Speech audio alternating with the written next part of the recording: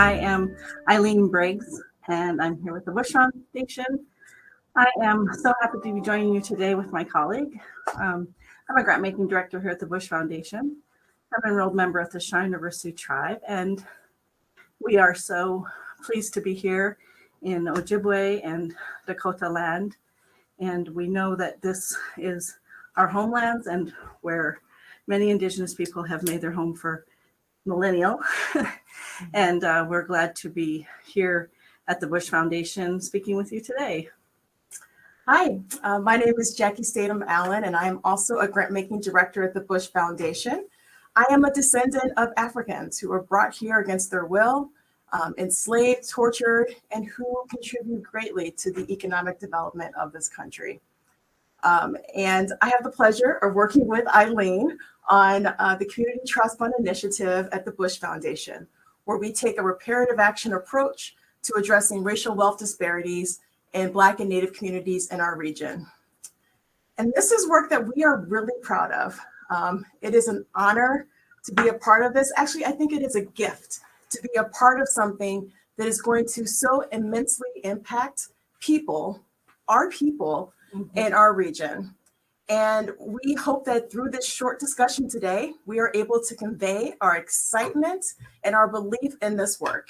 And we hope that our discussion today will be a spark for you to explore how funders, how institutions can take a reparative action approach to address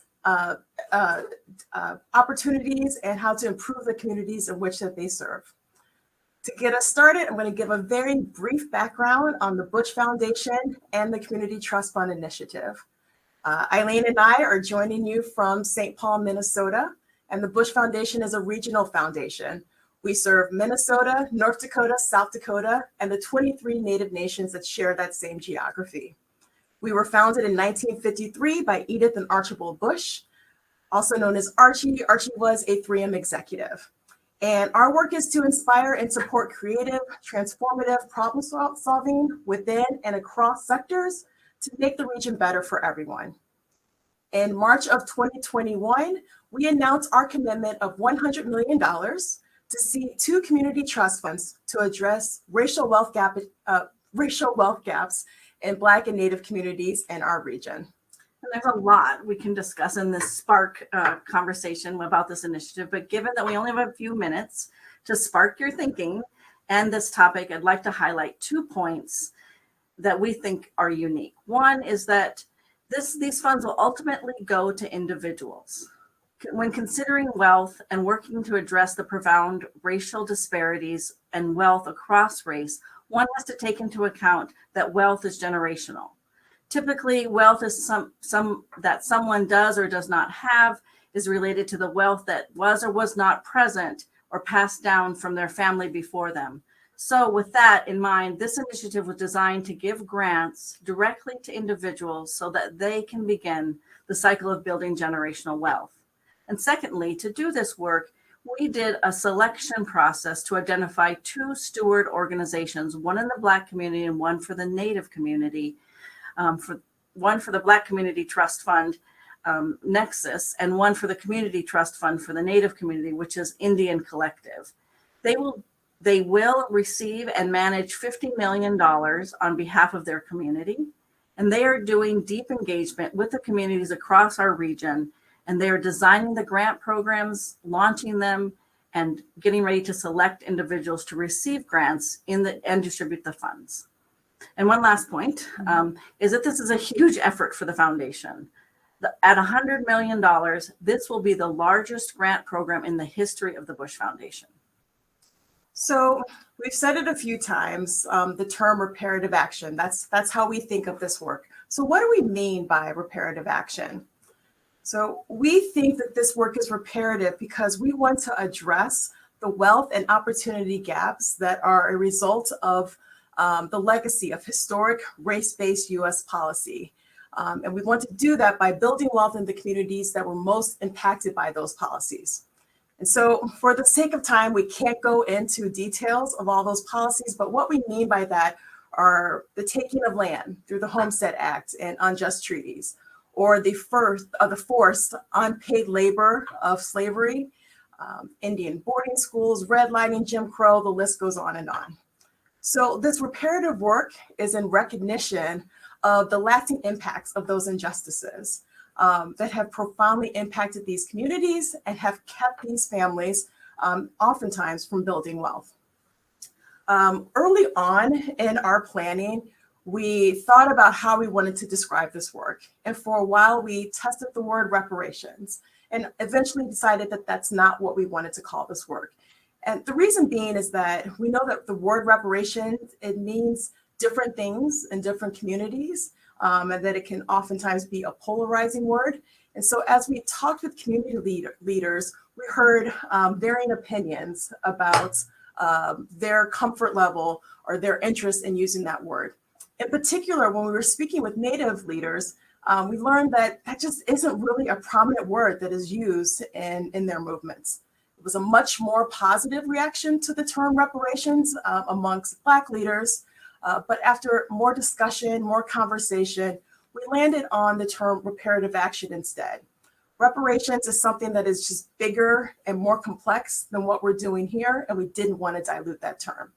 So as we landed on the term reparative action instead, we really believe that there's an opportunity for private organizations like the Bush Foundation, for corporations, for institutions, to also take reparative action, take that approach to seeing how they can address unjust history or current disparities within their communities.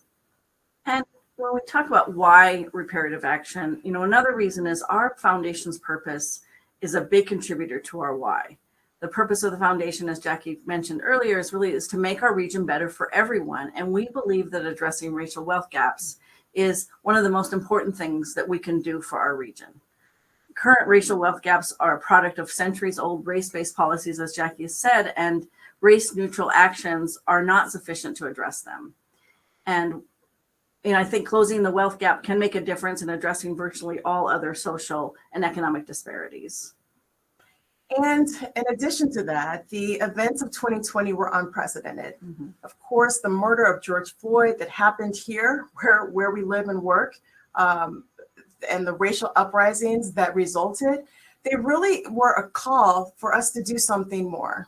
At the Bush Foundation, we have a long history of orienting our work around racial equity and around racial justice, but even still, the events of 2020 really encouraged us to do more. And our board encouraged us to do more as well. So like many others across the country, we heard an urgent call to do something to more directly impact the communities that have been impacted by a race-based US policy by putting money directly into those communities. And our approach was inspired by Edgar Villanueva and his book, Decolonizing Wealth.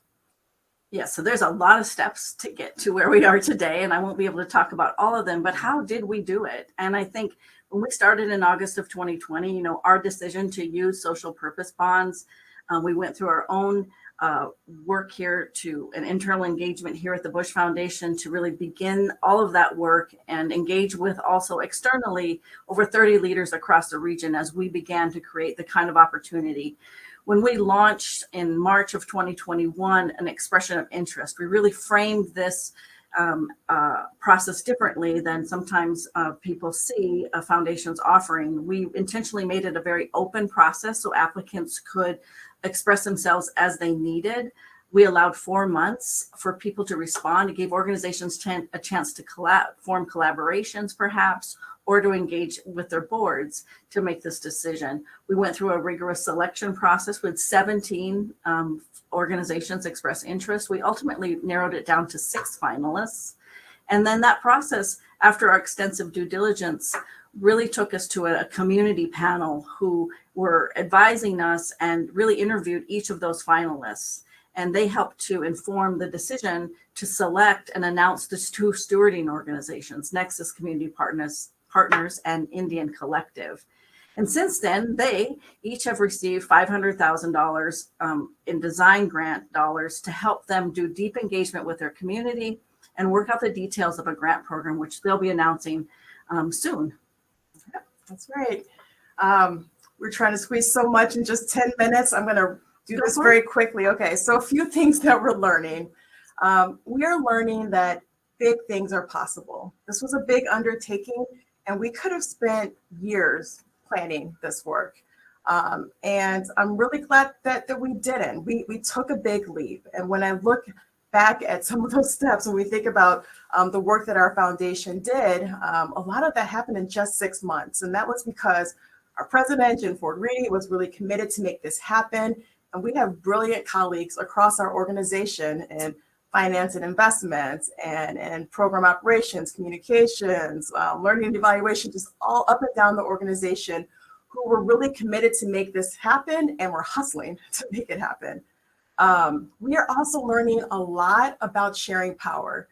We could easily spend an hour and a half talking about some of those lessons learned, but I guess I would, if I had to boil this down into a 20-second nugget, it was that the Bush Foundation, we decided that we weren't the ones to administer these programs. We wanted the programs to happen, but that they needed to happen by community-led organizations that have deep ties, that are part of and within the communities that they serve.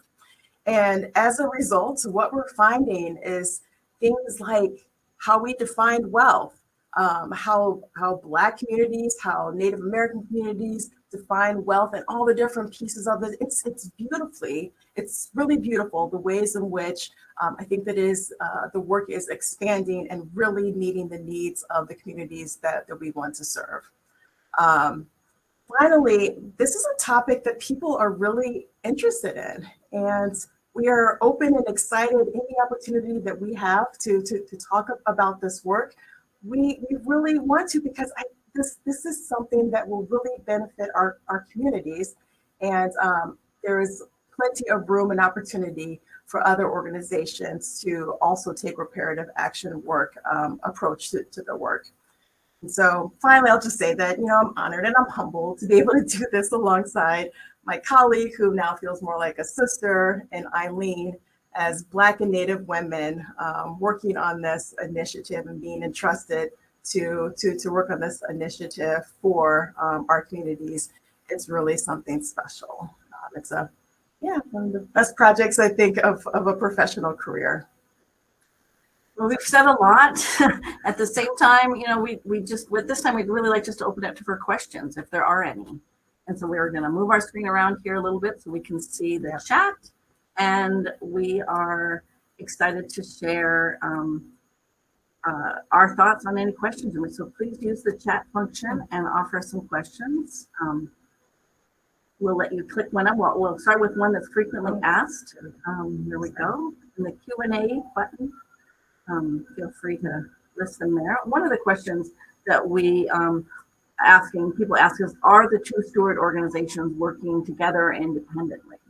And they are working independently, but they are in deep conversation with one another and sharing learnings and approaches. And so they aren't expected to work collaboratively to implement a program, but they've made fast connections and really have synergy.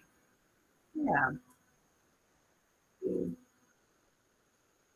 All right, here's a question from Lorraine. How did you get your board on board? It wasn't overnight. It was a process where our board has been developing and really building their commitment and their chops around racial equity for years now, so that when we needed to make start a project such as this, they were more able to give us the green light for it. Let me see. So I'll give an example. If you remember, was it the summer of 2019, we had a retreat with the board where we did mock debates, and we debated various issues. One of them was, should all of our grant making have a reparations orientation to it?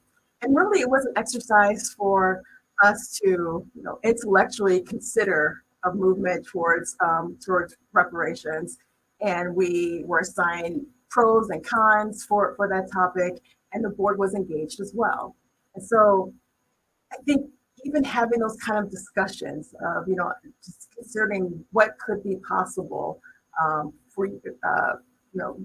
Years ago here, we were more, I think, ready to take advantage of, not take advantage, but to start this project in this way.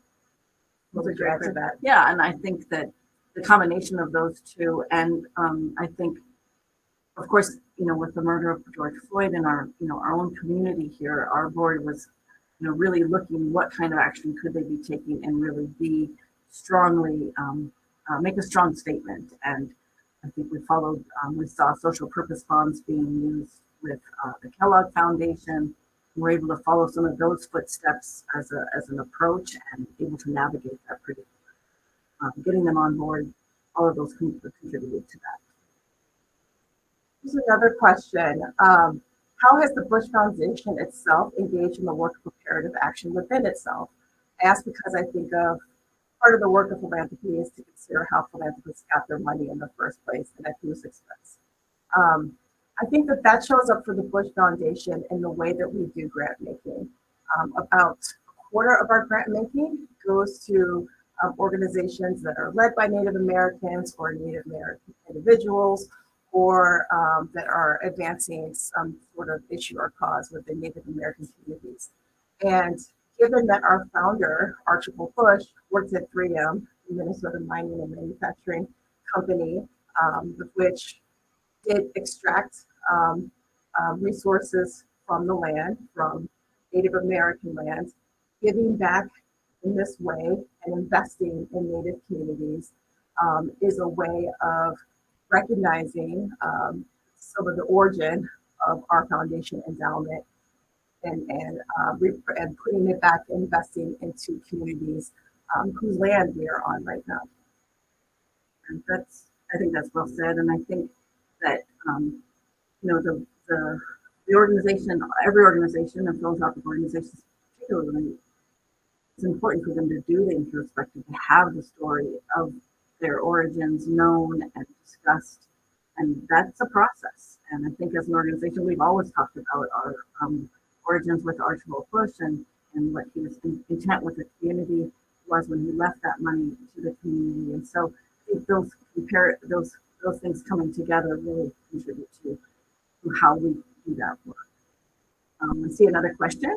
What advice would you give to other foundations looking to engage in reparative action within their own communities? And I guess to add to that, I think some of what we've just said, but I also would say that I think there's a lot of considering that you could spend a lot of time saying, I need to do reparative action. I suppose that could be a very bold approach, and also could be a very soft, kind of lighter touch of just, we're kind of doing something nice or good, And I think that this is a time when I think my advice to foundations is to be willing to be bold and to make a statement in solidarity with Black, Native communities of color. I think that that's really critical, that you are following the lead from the community, no matter what you're doing. This was so quick. A smart conversation. There's Eileen and I, we've had the fortunate opportunity to talk about this work quite a bit in different settings. And we can go on and on, but thank you for this opportunity to have 20 minutes with you all. And thank you to Independent Sector and the Upswell organizers for giving us this opportunity. I'm going to put very quickly in the chat a few links that we hope will help you learn more about our work. Yes, and I just want to also just echo that thanks to all of you for joining and being willing to come and get a spark of something that we hope inspired you to not only take actions in your own community for reparations, but to challenge and support other reparative work, particularly in philanthropy. It's important that we take this kind of reparative action to address problems, and we hope this inspires you to think bigger and think differently in your work. So thank you for having us. We are at our time. There is a poll. Please take a look at that, and thanks for having us.